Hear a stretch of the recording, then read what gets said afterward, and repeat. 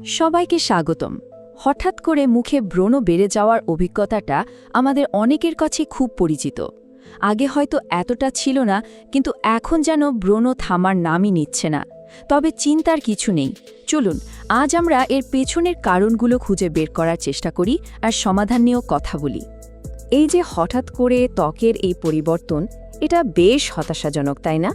তবে প্রত্যেকটা সমস্যার পেছনেই তো কোনো না কোনো কারণ থাকে।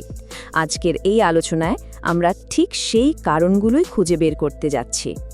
চলুন তাহলে এই হঠাৎ ব্রণের রহস্যটা সমাধান করা যাক। পরের স্লাইডগুলোই আমাদের উত্তরের দিকে নিয়ে যাবে। এই রহস্যটা সমাধান করার জন্য আমাদের হাতে 5টা প্রধান সন্দেহভাজন কারণ আছে।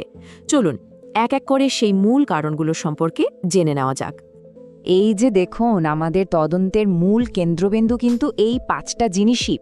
হরমোনের পরিবর্তন থেকে শুরু করে মানসিক চাপ পর্যন্ত প্রত্যেকটা বিষয় কিন্তু ত্বকের উপর বিরাট প্রভাব ফেলে। চলুন তাহলে প্রত্যেকটা বিষয় নিয়ে একটু আলাদা করে কথা বলা যাক। প্রথমেই আসি হরমোনের কথায়, যেটা কিনা সম্ভবত সবচেয়ে বড় একটা কারণ। শরীরে হরমোনের মাত্রা সামান্য এদিক ওদিক হলেই কিন্তু ত্বকের তেল গ্রন্থিগুলো থেকে তেল বের হওয়া বেড়ে যায়, আর এই অতিরিক্ত তেলই আমাদের ত্বকের রোমকূপ বন্ধ করে ব্রণের জন্ম দেয়। দ্বিতীয় কারণটা হলো বাইরের প্রভাব, মানে সারাদিনের ধুলোবালি আর ত্বকের নিজের তেল যখন একসাথে মিশে যায় তখন তার সহজেই রোমকূপ বন্ধ করে দেয়। এজন্যই ত্বক ঠিকমতো পরিষ্কার রাখাটা খুবই জরুরি। অনেকেই কিন্তু এই সমস্যায় পড়েন নতুন কোনো স্কিন কেয়ার প্রোডাক্ট ব্যবহার করার পর। একটা কথা মনে রাখা দরকার, সব প্রোডাক্ট কিন্তু সবার ত্বকের জন্য ভালো কাজ করে না।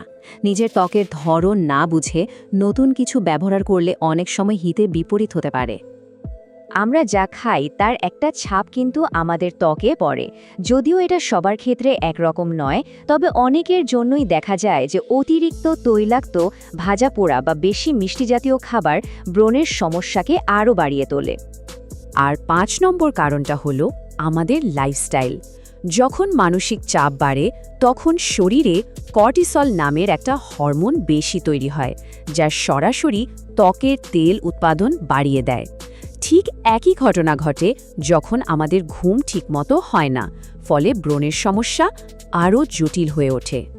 তো কারণগুলো তো জানা গেল, কিন্তু এখন প্রশ্ন হলো করণীয়টা কি?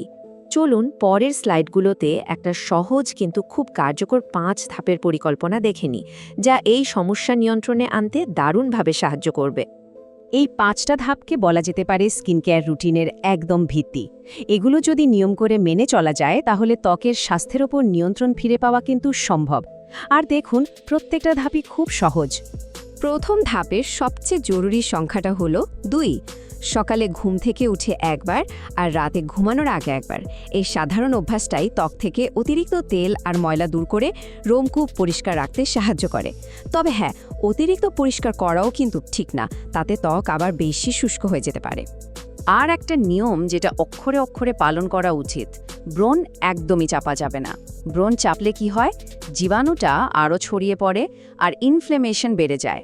আর সবচেয়ে খারাপ দিকটা হলো এর ফলে ত্বকে এমন দাগ হয়ে যেতে পারে যা হয়তো আর কখনো যাবে না। আমরা প্রায় শেষের দিকে চলে এসেছি, তবে শেষ করার আগে একটা খুব জরুরি কথা বলে রাখা ভালো, যেটা এই সমস্যাটা সামলাতে মানসিক শক্তি দেবে। প্রথমেই মনে রাখতে হবে, ব্রণ কিন্তু কোনো অস্বাভাবিক রোগ নয়। এটা খুবই সাধারণ একটা সমস্যা এবং সঠিক যত্ন নিলে এটাকে পুরোপুরি নিয়ন্ত্রণে আনা সম্ভব। তাই এটা নিয়ে অতিরিক্ত দুশ্চিন্তা করার আসলেই কোনো কারণ নেই।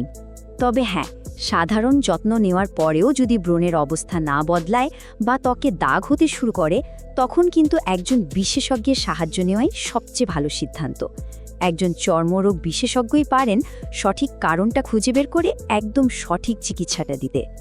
এই প্রশ্নটা দিয়ে আজকের আলোচনা শেষ করা যাক।